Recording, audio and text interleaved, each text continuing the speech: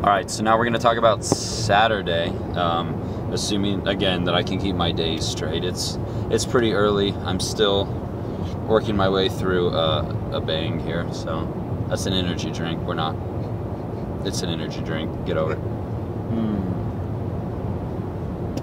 So, Saturday. Saturday was really interesting because we rolled in... you know, we're like, okay, the line was kind of messed up on Friday. We need to get to the show a little bit earlier, so we got up a little bit earlier. We got in line at... we were there like an hour early. Yeah, we got in line at 9 instead of 9:30, and we got there earlier, right? Yeah. Yeah, and we thought the line would be worse, and so we go in, and we're like 3 times further along in the line than the day before. There was essentially like barely any line, which was surprising because, again, we thought Saturday was going to be busier. But we got way up at the front of the line, in line for a solid hour, and got in. There weren't, I don't think there were really any first come first serves on Saturday. No. At least not in anything that was on our radar. The Osiers were gone. Yeah, Jared Osier did a couple first come first serves. But he did have a second day of lottery knives, and I went hard after the one. Yeah, so Osier had some first come first serve on Thursday, but not, goddamn, on Friday, but not on Saturday. But he had more lotto pieces on Saturday. So, anyways, went in. I re-entered the Osier lottery for a friend. Not this Nick, but our buddy Skip, because Nick already has an incredible Osier, so I wasn't going to go in for him. Skip was dying for an Osier, though, and unfortunately it didn't pan out. He got a Monroe, though, so whatever. He got the Monroe. The one everyone The wanted. Monroe at the show. He paid secondary, but anyways, he'll be all right. He'll be fine. He'll live. Anyways, so where was I at? So went in the show, re-entered the Osier lottery, re-entered the Shiro lottery, because the Shiro had a fresh batch of knives for the second day, all custom division. And then the open bid pieces were still ongoing, which went for very, very serious money. Open bids were still going on for Barker and Marsh. Man, who else? Monroe had an open bid piece that was phenomenal. Oh my gosh. What other open? I mean, Walter Randolph had open bids. Sam Johnston had open bids. Richard Rogers had open bids. One of our friend Josh took down his open bid. Very impressive piece. Anyway, so the open bid stuff is going on. Nick and I, we don't ball like open bid. We're not open bid type of guys. Maybe someday, but not today. Yeah, they're like, I think I'll cut it at 10 grand. Yeah, I mean, some of the open bid pieces went for 10 grand. The Shirikorovs went for 10 grand plus. Barker went for 10 grand. I didn't really follow the Rexford stuff at this show. I'm sure it went for anywhere from 8 to 10. The Marsh went for like 6. Sam Johnston's went for like over 5. Yeah. 5 apiece, which was really cool. It's cool to see him, getting some love and being recognized. And his collab piece with Horton, I think it was incredible. Yeah. It was like a micarta, and he put like collars on his screws, like Moku made pivot collars on the screws and the pivot, which was a really nice touch. So if you guys aren't following them on Instagram, obviously go follow some of these makers. Even if you could never afford some of their knives, myself included, it's really cool to see what they do and how they do it, because there's always the trickle-down effect into production knives. Maybe design, maybe not, collars on body screws or things of that sort, but maybe, you never know. It's a saturated market, so some companies have to do things to stand out, which is good for us.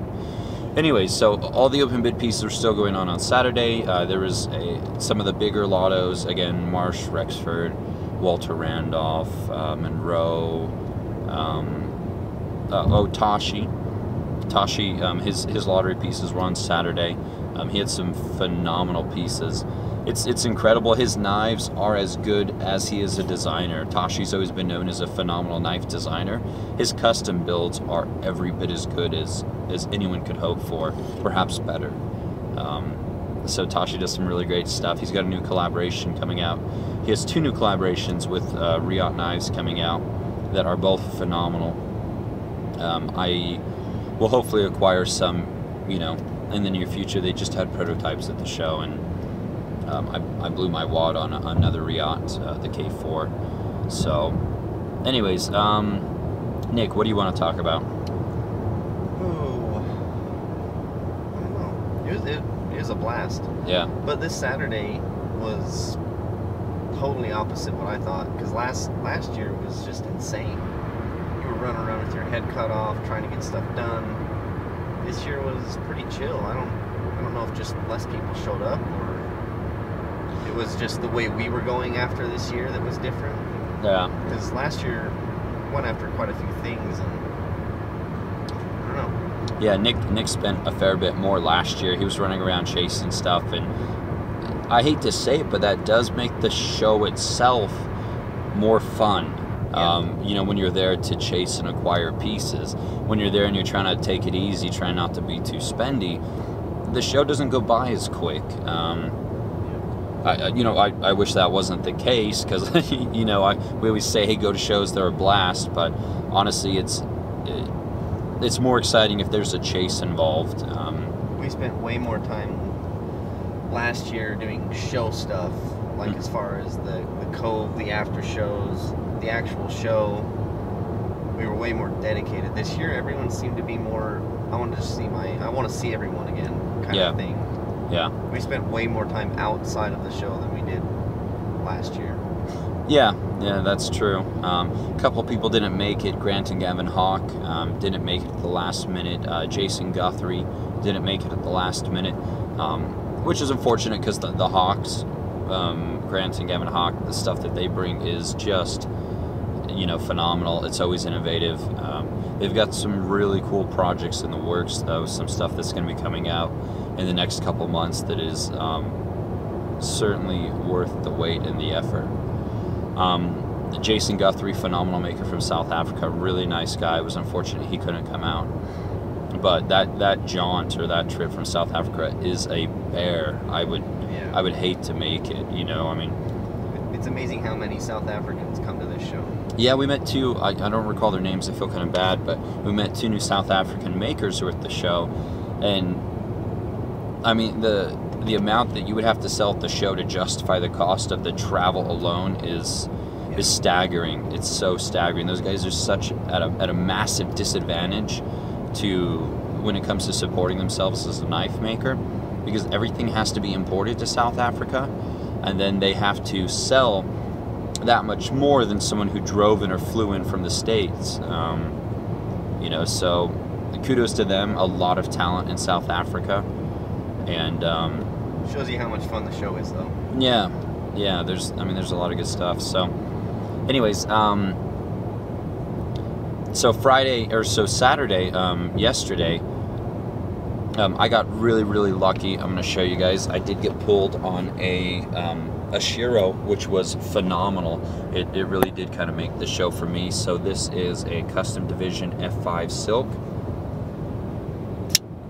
Vanix 35 steel, and the single row roller bearing system.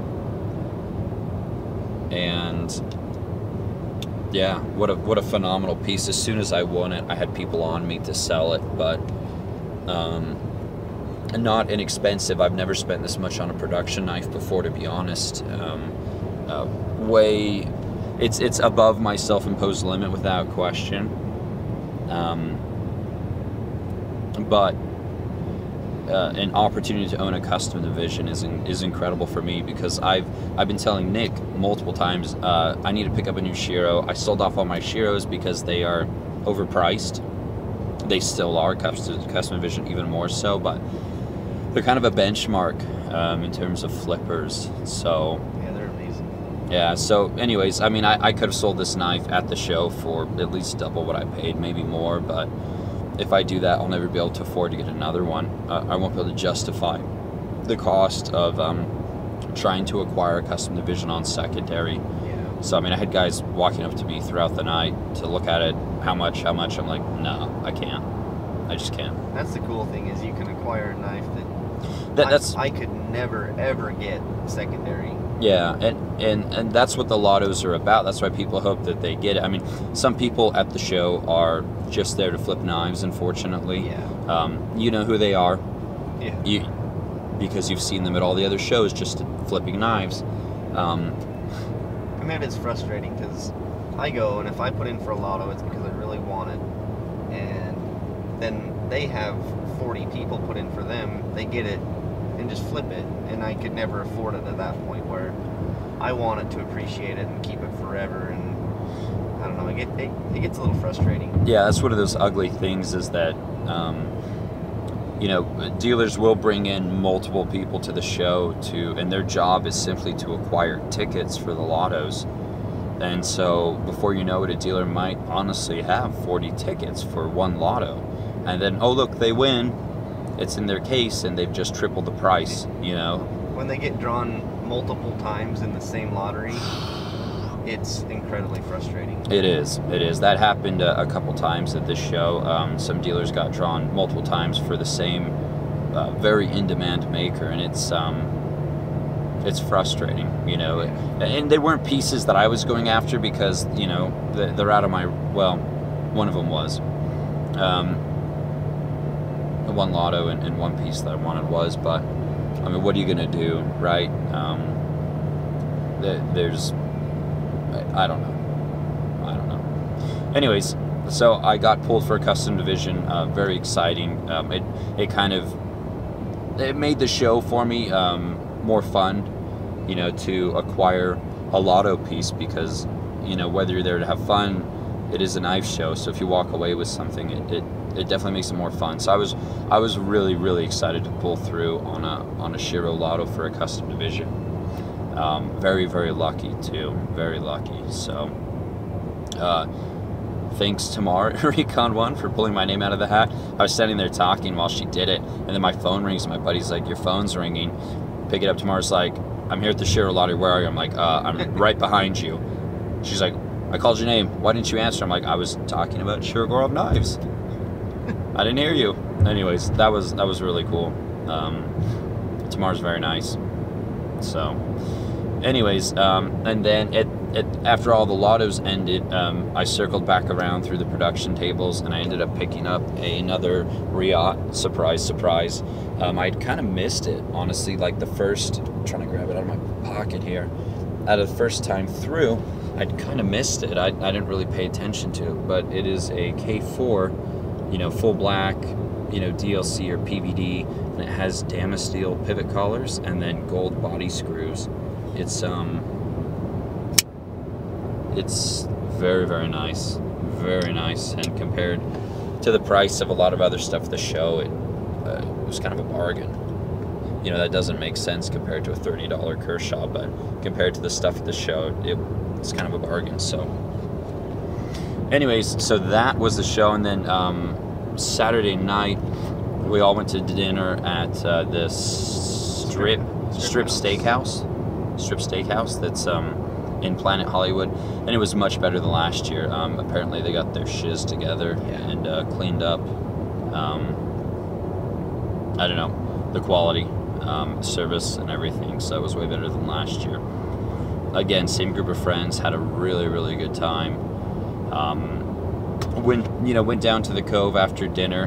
Last year we spent a lot more time in the Cove, hanging out, talking to people, but the cigar smoke, I mean, we don't smoke, and there's only so much of that you can take.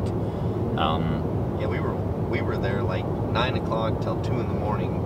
Yeah, last year. Yeah, last year we were in the Cove the entire night, just hanging out, talking knives. Now it's like, we spent way more time at dinner, hanging out and talking knives, than we did in the Cove, and I hate to say it, but it was a better experience. I mean, they need to have like a non-smoking room in the Cove, because it's way more personal too.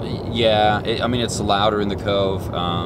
There's just so much smoke, especially if like the Emerson Lottery's going. It's almost unbearable. My voice is kind of raspy and jacked up because of all the smoking I did this weekend. But yeah, that would be something that would be wonderful to see changed at the USN show, is to have a non-smoking portion or room or whatever, because at Blade Show, everyone's in the Cove, which is not in the Cove, in the pit, which is the middle of the hotel essentially. And if you want to smoke, you have to go outside, and so you can hang out in the Cove all night without feeling nauseous. God, you can hang out in the pit all night at Blade Show without feeling like sick from smoking all night. And so, you know, you're more inclined to stay. But anyways, we spent way more time at dinner this year with our friends, passing around knives, you know, hanging out, talking, joking around, laughing, most of them drinking. And yeah, it was a lot of fun, you know. And then we went to the Cove after for just maybe a couple hours. And I want to say the Cove this year was kind of more dead than last year. It seemed like there was barely room to walk both nights. Yeah. Honestly, this show felt slower. Yeah. I felt like there were less people on Saturday than Friday, which is really weird. And it felt like there were less people in the Cove at night, too. The makers typically don't go to the Cove. They typically go out to dinner, and then they go to bed because they've been sitting at that table working the whole day, you know, talking to people, showing their knives, thanking them for the bids, I mean, doing the lottos, all that stuff. So they're not really in the Cove much. But anyways, this portion's about to end. We'll probably do more.